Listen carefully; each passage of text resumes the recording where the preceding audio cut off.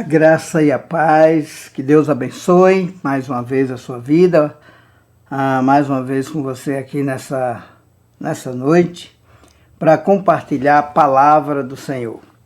E eu queria só lembrar você que no programa anterior nós estávamos falando sobre as doutrinas bíblicas, respondendo até a pergunta de alguém, o que é que vocês estudam no curso de bacharel em teologia. Eu disse que o curso é bem extenso, para você saber o que é que estuda, você precisa fazer o curso, mas eu dizia que eu queria dar um destaque em uma dessas disciplinas, porque o curso tem 3.200 horas, é muita coisa, mas nós estudamos uma das disciplinas, uma das muitas disciplinas, é a teologia sistemática, que alguém já disse que é a mãe das teologias. E dentro da teologia sistemática, eu estava falando que nós estudamos a pessoa de Deus, aí estudamos acerca da existência de Deus, dos atributos de Deus, estudamos acerca do fato de que quem é Deus, e estudamos acerca da Bíblia, bibliologia, falamos um pouco sobre isso, o fato de que a Bíblia é inspirada por Deus, que a Bíblia é um livro único, que a Bíblia é um livro todo especial e que não há um livro como a Bíblia, tanto pela sua coerência, como pela sua durabilidade, como pela sua linguagem, etc. A Bíblia, além disso, ela é a palavra de Deus inspirada pelo Espírito Santo. Homens santos de Deus foram inspirados para escrever a palavra de Deus e por isso que toda a Escritura é inspirada por Deus e é útil para o ensino, para a correção, para a educação na justiça, a fim de que o homem de Deus seja perfeito e perfeitamente habilitado para toda boa obra. Aí nós estudamos também sobre uma outra doutrina que a gente estuda, é a doutrina do homem. O homem que foi criado à imagem e semelhança de Deus, foi criado um ser perfeito, sem pecado, um ser capaz de se comunicar com o seu Criador, foi criado para a glória do seu Criador, mas o homem desobedeceu a Deus e pecou, e o pecado separou o homem de Deus. E aí nós estudamos um pouco o fato de que o homem agora, a partir de Adão, seres foram gerados segundo a sua espécie e o homem já nasce pecador. Davi disse, eu nasci na iniquidade e em pecado me concebeu a minha mãe. A Bíblia diz que a estutícia já está ligada ao coração da criança, porque a criança já herdou o pecado de Adão, o pecado dos seus pais, que vai passando de geração em geração. Todos pecaram e destituídos estão da glória de Deus, e o salário do pecado é a morte. Nós falamos que o pecado é uma coisa muito séria e é a causa de toda dor moral, de todo sofrimento no mundo. Aí nós estudamos também acerca, depois da doutrina do pecado, aí eu falei de Jesus que veio para resolver o problema do pecado. E aí eu quero dar continuidade com isso. Falamos do fato que Jesus é 100% homem e 100% Deus, porque ele é o próprio Deus que se fez carne e habitou entre nós. Lá no Evangelho de João, o apóstolo João, no seu Evangelho, diz que no princípio era o verbo se referindo a Jesus, no princípio era o verbo estava com Deus e o verbo era Deus. Todas as coisas foram feitas por ele, pelo verbo. E nada do que foi feito se fez. Então, Jesus é Deus, 100% Deus. Por exemplo, as obras que Jesus realizou mostram que ele é Deus. Só Deus pode perdoar pecado. Jesus olhou para alguém e disse, estão perdoados os seus pecados? Os fariseus até pregaram pedras para apedrejá-lo, porque ele estava se fazendo Deus, mas de fato ele é Deus. Mas aí a gente observa também, quando lá no livro de Colossenses, no capítulo 1, versículo 15, algumas seitas usam esse versículo para dizer que Jesus foi criado. Porque lá está escrito assim, ele é a imagem, falando de Jesus, ele é a imagem, Colossenses 1 e 15, ele é a imagem do Deus invisível, o primogênito de toda a criação. E aí está vendo? Ele foi criado, ele foi o primogênito. Primogênito quer dizer primeiro gerado, só que ali está sendo usada uma figura de linguagem. O que está dizendo ali, o que significa primogênito ali, é o ser mais importante, é o ser maior, é o primogênito nesse sentido figurado. Até porque o versículo 16 de Colossenses 1:15 e o 16 diz que nele foram criadas todas as coisas, as visíveis e invisíveis, sejam tronos, sejam soberanias. Tudo foi criado por ele e para ele, e sem ele, nada do que foi feito se fez. Se ele criou todas as coisas, ele não pode ter sido criado por ninguém, porque ele é Deus. Na verdade, o texto de Colossenses continua dizendo que ele é antes de todas as coisas, nele tudo sobreexiste, ele sempre existiu e criou todas as coisas. Ele é Deus de eternidade a eternidade. É por isso que ele aceitou a adoração. É por isso que a Bíblia, Tomé vai adorá-lo e vai se ajoelhar diante dele em adoração e vai dizer, meu Senhor e meu Deus. E Jesus não o repreende por isso, porque de fato Jesus é Deus. Quando a Bíblia fala lá no livro falando do esvaziamento de Cristo, lá no livro de Filipenses, lá está escrito a partir do capítulo 2, a partir do verso 11, diz assim, tende em vós o mesmo sentimento que houve também em Cristo Jesus, que mesmo subsistindo em forma de Deus, não usou o direito, não usou de usurpação ser igual a Deus. Antes esvaziou-se a si mesmo, e humilhou-se a si mesmo, e tomou a forma humana, e se tornou homem como nós, e se submeteu à morte, e foi obediente até a morte, diz lá, e morte de cruz. Mas a Bíblia conclui dizendo, pelo que Deus o exaltou, sobremaneira que lhe deu o nome que está acima de todo nome, para que todo joelho possa se dobrar diante dele e confessar que Jesus Cristo é Senhor, para a glória de Deus Pai. Jesus é o Senhor do universo, é o Senhor de todas as coisas, ele é Deus, ele é 100% Deus. Mas também eu falava na semana passada que ele é 100% homem, até porque quem pecou foi o homem, somente o homem poderia pagar pelo pecado do homem, não poderia um Deus que não se tornasse homem pagar pelo pecado do homem. Quando a Bíblia diz que Jesus esvaziou-se a si mesmo, o que é que ele está dizendo? Ele deixou de ser Deus por algum tempo? Não. Ele deixou de fazer uso dos seus atributos divinos. Então, o que Jesus realizou aqui de milagres não foi pelo seu próprio poder, mas foi pelo poder do Pai. Por exemplo, lá no livro de Atos 10, versículo 38, está escrito que Deus ungiu a Jesus de Nazaré, que andou por toda parte fazendo o bem e curando toda sorte de enfermidade, porque Deus era com ele. Então Deus ungiu a Jesus de Nazaré, quando ele diz, o Espírito do Senhor está sobre mim pelo que me ungiu para evangelizar os pobres e libertar cativos e oprimidos, restaurar a vista aos cegos e anunciar o ano aceitável do Senhor. Quando diz que Deus ungiu a Jesus de Nazaré, o que está dizendo aqui é que tudo que ele realizou pelo poder de Deus, pela unção do Deus Pai. Ele se tornou homem e decidiu voluntariamente não fazer uso dos seus atributos divinos. E quando alguém diz assim, pastor, quem morreu na cruz foi o homem ou foi Deus? Quem morreu na cruz foi o homem Deus.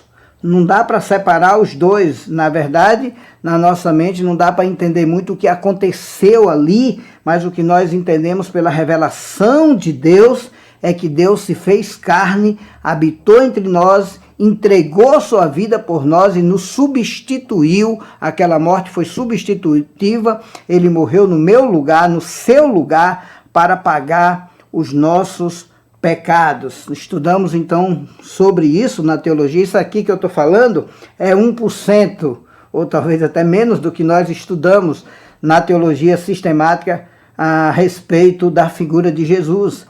Jesus, por exemplo, nós estudamos o fato dos 3 ofícios dele, profeta, sacerdote e rei. Nós estudamos o que é que significa isso. Nós estudamos, por exemplo, o que é que significa esse esvaziamento de Cristo. Nós estudamos isso com mais profundidade. Nós respondemos perguntas do tipo, pastor, Jesus é Deus? É. Deus pode morrer? Não, e Jesus morreu. Como é que a gente explica isso, né? Deus pode ser tentado? Não. Jesus é Deus? Sim. E como é que Jesus foi tentado? Então nós vamos estudar isso dentro da teologia e você vai ver que nós podemos encontrar as respostas de maneira que dá para a gente compreender tranquilamente o que foi que aconteceu no esvaziamento de Cristo. Então isso é teologia sistemática. Nós estudamos o fato de que Jesus é o Salvador do mundo e aí nós vamos estudar o que é isso, como é que Jesus é o Salvador do mundo. A palavra de Deus vai dizer várias vezes que Jesus é o Salvador e que ele veio aqui para ser o nosso Salvador. A missão principal de Jesus foi salvar os pecadores. É tanto que quando foi perguntado a ele o que ele veio fazer aqui, ele disse: eu vim buscar e salvar o que estava perdido. Eu vim para dar a minha vida em resgate, para eu comprar a muitos. Na verdade, ele veio para entregar a vida dele por nós. Ele diz que veio buscar e salvar o perdido. E é por isso que nós temos esperança de vida eterna, por causa da figura de Jesus de Nazaré. Mas aí a gente estuda sobre essas questões dentro da teologia sistemática. Uma outra doutrina que eu quero já aproveitar para entrar um pouco agora é a doutrina da Trindade. Eu não falei no início que esse Deus que nós estudamos ali também é um Deus triuno, Pai, Filho e Espírito Santo. E aí nós estudamos na teologia que o Pai é Deus, o Filho é Deus e o Espírito é Deus. E depois nós estudamos e vemos na palavra de Deus que esses três são um. Percebemos que os três estavam envolvidos já na criação de Deus, quando a Bíblia diz: no princípio criou Deus os céus e a terra era sem forma e vazia, o Espírito do Senhor pairava sobre as águas e disse Deus: haja luz. Então já estava ali o Pai, o Espírito e o Verbo encarnado, a palavra de Deus que mais tarde é encarnada em Jesus de Nazaré. O Verbo se tornou carne e habitou entre nós, diz lá em João 1:14, e vimos a sua glória como a glória do unigênito do Pai. Então nós estudamos essa questão da Trindade. Negar a Trindade é negar a salvação de Deus, é negar a redenção, é negar praticamente tudo sobre o que nós cremos sobre o cristianismo. Ainda que não entendemos como é que funciona três em um, o Pai é Deus, o Filho é Deus e esses três são um, na nossa mente não cabe, mas nem poderia caber, porque aqui está falando da essência de Deus. E se Deus é infinito, como é que caberia na minha mente tão limitada e tão finita o entendimento acerca desse Deus que é infinito, a essência desse Deus, da revelação desse Deus que é infinito? Então nós estudamos acerca da Trindade. Então, já falei que a gente estuda sobre a Bíblia, a gente estuda sobre o próprio Deus, quem é Deus. Nós estudamos acerca do homem, que Deus criou a sua imagem e semelhança, acerca do pecado, e aí estudamos acerca de Jesus, que é o Salvador do mundo, e aí nós estudamos acerca da salvação. E eu vou tentar dar uma resumida bem rápida. A salvação. A salvação, ela é totalmente pela graça, e nós estudamos isso. Lá em Efésios 2, é um texto bastante conhecido, já começa dizendo assim: ele vos deu vida, estando vós mortos em vossos delitos e pecados, nos quais andastes outrora. Então ele vos deu vida, o homem estava morto, o pecado, o salário do pecado é a morte. Essa morte é morte física, pode ser morte física, morte espiritual, que é a separação do homem de Deus, como Adão ficou escondido de Deus ali, e morte eterna, que é a separação eterna para sempre de Deus, de Jesus. Mas ele diz: ele vos deu vida, Jesus vos deu vida, estando vós mortos em vossos delitos e pecados, nos quais andastes outrora. Como? Ele diz: segundo a inclinação desse mundo, segundo a inclinação da carne, e éramos por natureza filho da ira, como também os demais que ainda não conhecem a salvação. Mas ele diz lá: mas Deus, sendo rico em misericórdia, por causa do seu grande amor com que nos amou, nos deu vida, juntamente com Cristo, pela graça sois salvos, e nos fez assentar nos lugares celestiais para mostrar nos séculos vindouros a suprema riqueza da sua graça. Porque pela graça sois salvos, mediante a fé, isto não vem de vós, é dom de Deus, não de obras, para que ninguém se glorie, pois somos feituras dele, criados em Cristo Jesus para as boas obras, as quais Deus preparou de antemão para que andássemos nela. A salvação é unicamente pela graça de Deus. O homem não tem outro meio de salvação. É por isso que a Bíblia diz: há um só Deus e um só mediador entre Deus e o homem, Cristo Jesus, homem. É por isso que lá em 2 Timóteo vai dizer que debaixo do céu não existe outro nome, aliás, é lá em Atos, não existe outro nome dado entre os homens pelo qual importa que sejamos salvos. Salvação somente através de Jesus Cristo. Não existe outro meio de salvação. O livro de Efésios talvez seja o livro mais teológico a respeito da salvação. Você pega Efésios capítulo 1, vai falar das bênçãos celestiais. Quando ele diz, bendito, Efésios 1, verso 3, ele diz: bendito Deus e Pai, que nos tem abençoado com toda sorte de bênçãos espirituais nas regiões celestiais em Cristo Jesus. E aí ele vai dizer que ele nos elegeu nele. Uma dessas bênçãos é a eleição de Deus antes da fundação do mundo, para sermos santos e irrepreensíveis e perante ele e em amor. E aí a Bíblia vai dizer que ele nos predestinou para ele e para a adoção de filhos. Depois vai dizer que ele nos redimiu, ele nos comprou com seu próprio sangue. E depois a Bíblia diz que ele nos selou com o Espírito Santo da promessa. E depois que a gente creu nele, depois que o Espírito Santo nos deu vida para que pudéssemos crer nele, aí a Bíblia diz que ele nos selou com o Espírito Santo da promessa. Então a salvação, ela é pela graça de Deus. Lá no livro de Efésios, ou lá no livro de Romanos, no capítulo 8, é um capítulo lindo, quando já começa com essa frase: agora, pois, nenhuma condenação há para os que estão em Cristo Jesus, que não andam segundo a carne, mas segundo o Espírito. Esse capítulo é todo lindo, mas lá na frente ele vai falar: quem tentará acusação contra os eleitos de Deus, os escolhidos de Deus? É Deus quem os justifica. Quem é que vai condenar os escolhidos de Deus? E ele diz: olha, eu estou bem certo de que nem morte, nem vida, nem anjos, nem principados, nem coisas do presente, nem do porvir, nem poderes, nem altura, nem profundidade, nem qualquer outra criatura poderá mais nos separar do amor de Deus que está em Cristo Jesus, nosso Senhor. Nada nos separa mais do amor de Deus. Aliás, antes dele dizer isso, ele pergunta: quem nos separará do amor de Deus? Será a tribulação, angústia? Será fome, nudez, perigo, espada? Quem nos separará do amor de Deus? Em seguida ele diz: eu estou bem certo de que nada nos separará mais do amor de Deus. A salvação é uma obra 100% de Deus. É Deus quem realiza a salvação na vida do homem, na vida do pecador. Só Deus pode tomar a iniciativa de dar vida ao pecador que está morto em seus delitos e pecados, sem condição nenhuma de, por si mesmo, buscar a Deus, sem condição nenhuma de, por si mesmo, buscar a salvação. Somente Deus pode tomar essa iniciativa. É por isso que Jesus disse: ninguém vem a mim se o Pai não o trouxer, e aquele que vem a mim de maneira nenhuma o lançarei fora.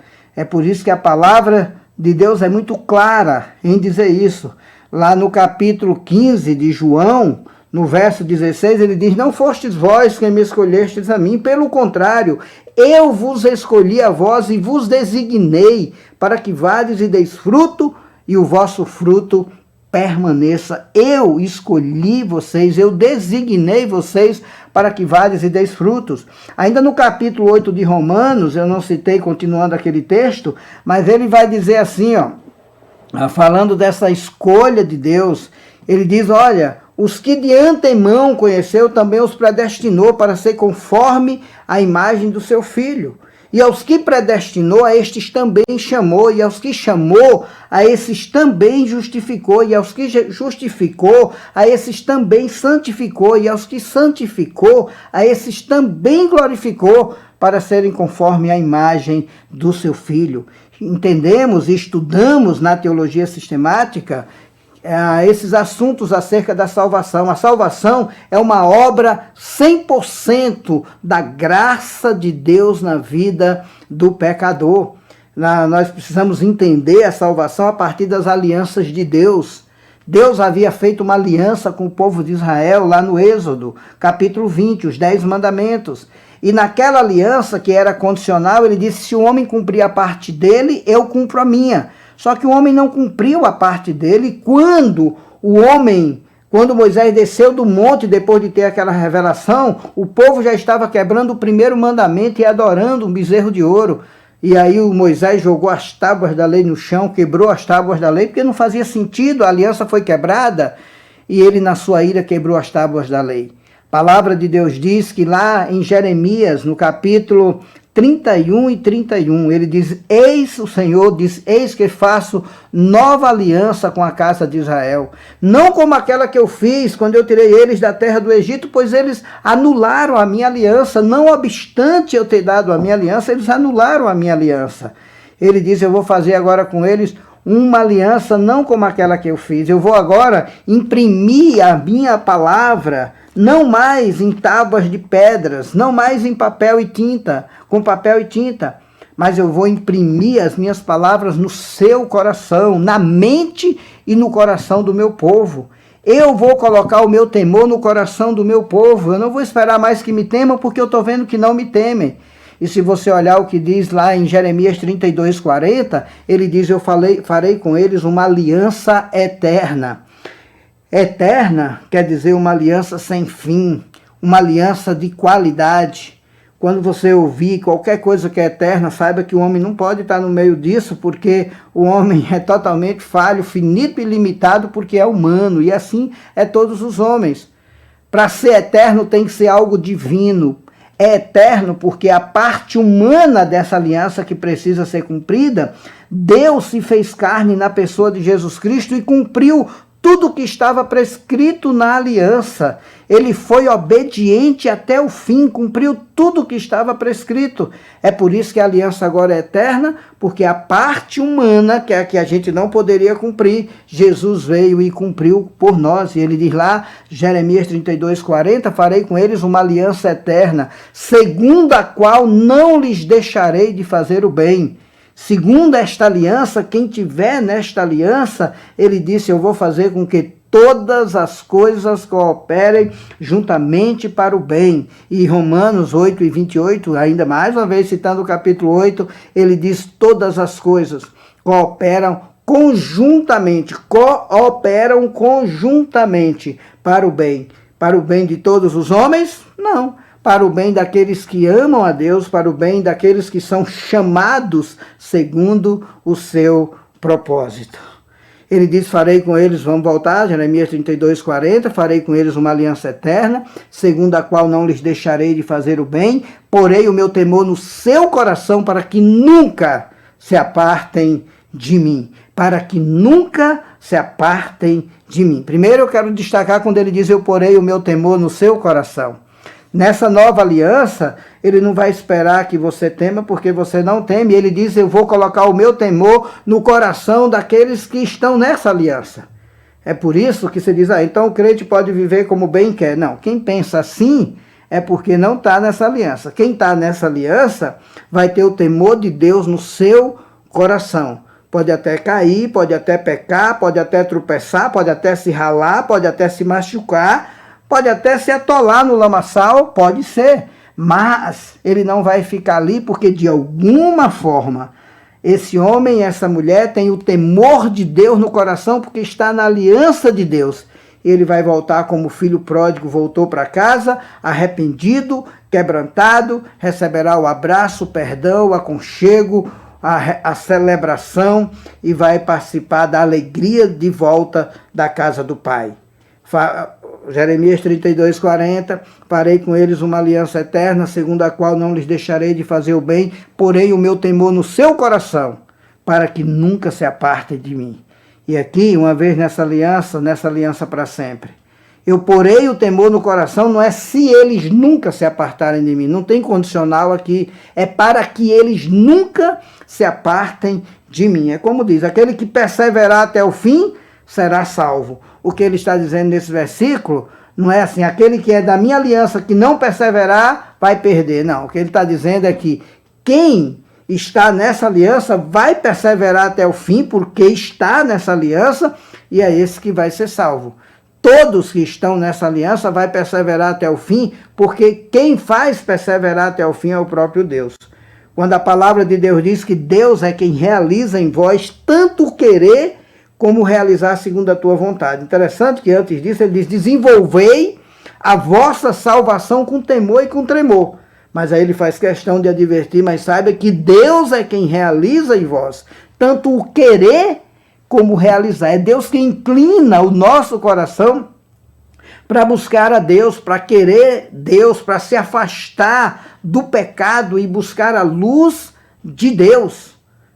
E quando a gente cai, ele diz, eu vou levantar você, eu vou restaurar você, eu vou erguer você, e quem é que condenará você?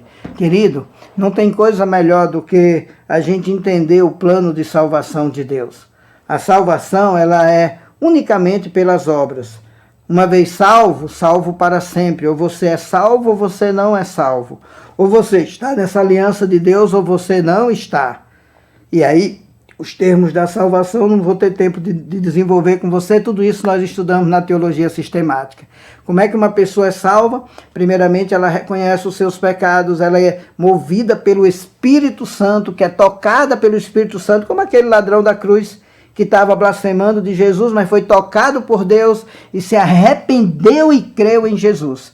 Arrependimento e fé é o que está envolvido na conversão do homem. Se não vos arrependerdes, ele diz, todos igualmente perecereis. Arrependimento também é um dom de Deus, é uma bênção de Deus, é uma graça de Deus, mas ele disse, todo aquele que invocar o nome do Senhor será salvo, porque quem invoca o nome do Senhor, buscando essa graça e esse arrependimento, é aqueles que foram movidos e tocados por Deus. O arrependimento é essencial para que você possa reconhecer seus pecados, arrepender dos seus pecados, e aí você crê que a obra que Jesus realizou da cruz foi para salvar você, foi para pagar os seus pecados. E aí quando você crê nisso, você vai crer que ele é não só o seu Salvador, mas ele é o seu único e suficiente Salvador.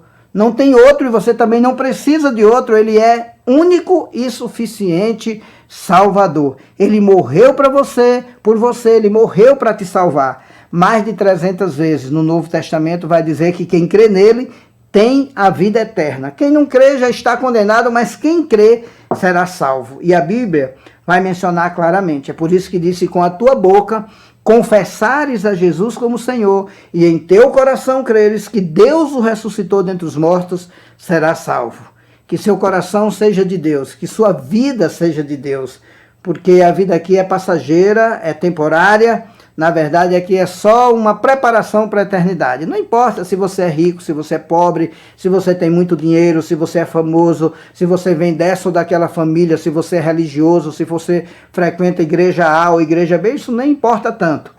Mas importa muito se você nasceu de novo, porque Jesus disse que se não nascer de novo não pode entrar no reino de Deus. Quando estudamos a doutrina da salvação, estudamos o que é novo nascimento, o que é conversão, o que é regeneração, o que é justificação, o que é redenção. Nós estudamos esses termos teológicos a respeito da salvação de Deus. A minha oração é que você possa compreender a salvação. E se você deseja estudar mais sobre isso, você deve já ter visto aí a nossa propaganda do curso de teologia. E nesse curso de teologia nós ensinamos exatamente acerca dessas doutrinas. E uma das disciplinas é teologia sistemática. Tem sido maravilhoso poder compartilhar isso com pessoas que querem crescer, que querem aprender, que querem conhecer a Deus, conhecer a Bíblia, conhecer a palavra de Deus. A semana que vem, no próximo programa, aí eu vou estar dando continuidade a essas doutrinas. Lembra que eu estou dando um resumo, que eu estou falando aqui é 1% ou talvez até menos do que a gente vê numa sala de aula. Estou só pincelando para tu ter uma ideia do que nós estudamos sobre esses assuntos. Que Deus te abençoe mais uma vez, que sua casa seja alcançada pela graça de Jesus, que a salvação de Deus esteja presente no seu coração, na sua casa, na vida da sua esposa, dos seus filhos, do seu marido e da sua família, para a glória de Jesus. Eu termino orando. Senhor, abençoe cada família que ouve essa palavra, que ouve essa mensagem, que o teu Espírito Santo ilumine os corações e as mentes para que essa palavra possa ser bem compreendida, entendida, obedecida e praticada, e assim essas pessoas usufruam das bênçãos do Senhor. Em nome de Jesus, amém, e que Deus nos abençoe.